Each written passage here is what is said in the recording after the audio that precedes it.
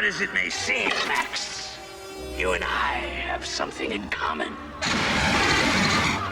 We're both perceived as monsters. I was in makeup 66 days. It was a long time, but once you got it on, it was so good. It was so nice to be in that skin of Oswald Cobblepot. You're a well-respected monster, and I am, to date, not.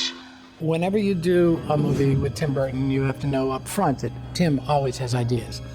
He had his concept of who the Penguin would be.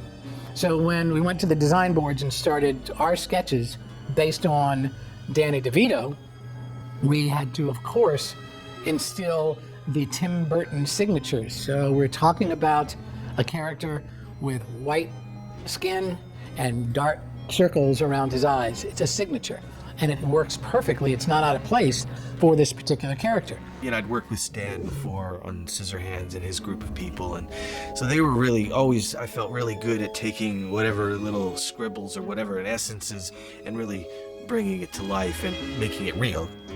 When we see the initial sketch that Tim brings in, he doesn't always have down exactly what he wants the face to look like or what the makeup is going to be.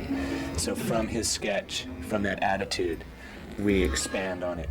So what we do is take photographs of Danny DeVito and just play with his face, you know, trying to get it as close to Tim's drawings as we can and keep that character yet still make it look like Danny DeVito. The most prominent thing that we're going to do is change his nose. So these sketches are pretty much just playing with noses. When you get into then creating the actual beak, the feeling, the penguin look, concepts where noses were beaks, bigger and broader, there's that little bit of organic feeling of this guy really could look like this. We did a quickie appliance just for the test to see if Danny could be expressive through it if he'd like it, and he did. And so from this point now, I'm just taking these shapes and refining them into his life cast with a bit more emphasis on his own structure. You study the pore texture and the character of his own face and transfer it as much as possible within this new character so that a lot of Danny is being projected forward. It's almost like taking his face and distorting it naturally out to this, instead of adding something foreign on top of him, bring him through it this way. And this will be the final appliance. The appliances that were designed for Danny as Oswald Cobblepot were pretty simple, actually. It was a very thin brow piece and a nose connected to it. And I think it had an upper lip as well, so he could have a lot of expression. Because we didn't want to lose the expression in his eyes, because that's very important for a character. Neil would stand next to me with a clear beaker of liquid that had to be cold because it was glue. Couldn't be warmed. And I knew that, you know what I mean? And she would stand there with her brush. Just wait. I would have tea, you know. And then there would be this moment where I'd put the tea down and she would start. And that first cold brush of glue all around my nose. We glued down the eyebrows, and then I would start applying with the nose first, get it in place, make sure it was really well situated, because if it wasn't in exactly the right place, his mouth would be off, or it wouldn't cover his mouth totally, or something would be crooked, or the eyebrows would be crooked, or something. So every day I had to, that's where I started. I would get the nose in place and glue the rest of it down from there. Blending an appliance is taking the edge of the appliance and melding it with the skin so that you don't see a transition. You don't want to see where the appliance ends and the face starts. That's what blending is. It has to be a seamless match with skin and appliance.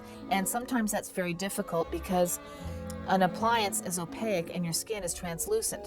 So it's very important that you are a pretty darn good painter, because you have to paint that translucency into the appliance.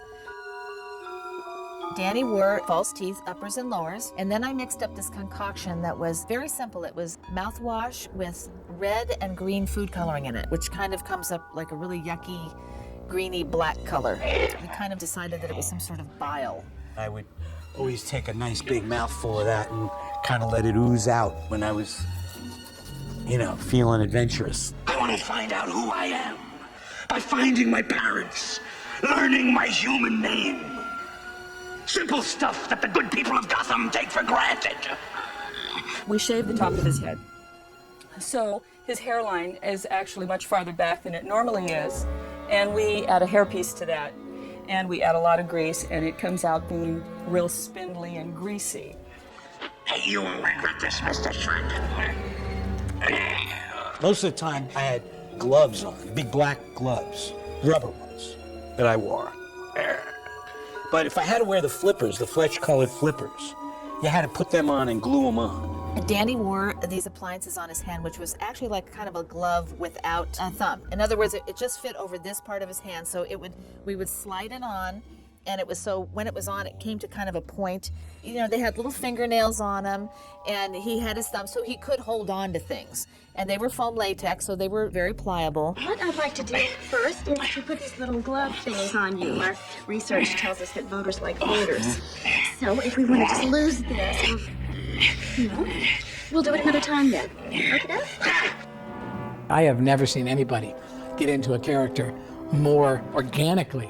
And Danny came up to me and said, I love it. This is really wonderful. And I was not talking to Danny DeVito. I mean, the Penguin was there, and he was scary.